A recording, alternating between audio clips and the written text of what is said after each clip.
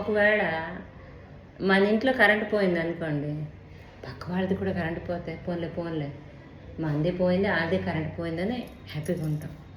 కాకపోతే వాళ్ళది కరెంట్ ఉండి మనది లేకపోతే పోయింది అనుకోండి, వాళ్ళ కరెంట్ ఉంది మనకు లేదంటాం. అయితే దీని గురించి ఒక కథ.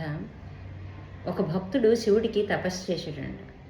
తపస్సు చేస్తే శివుడు భోలాశంకరుడు కదా వెంటనే వరం ఇచ్చారంట, ప్రత్యక్షమయ్యారంట.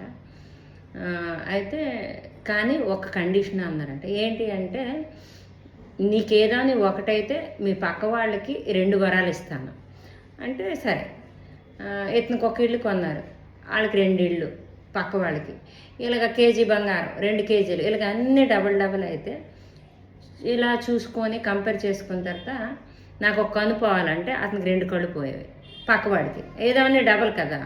ఒక చెయ్యి 2 చేతులు పోయేవి, ఒక కాలు నాకు పోవాలి అంటే అతనికి 2 కాళ్ళు పోయేవంట. శివుడి వరం అన్నమాట. అంటే మనం ఎన్ని బాధలేనే పడతాం, కానీ పక్కవాడు మాత్రం పూర్తిగా పోవాలి.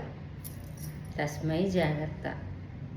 సర్వే జనః సుఖినో భవంతు.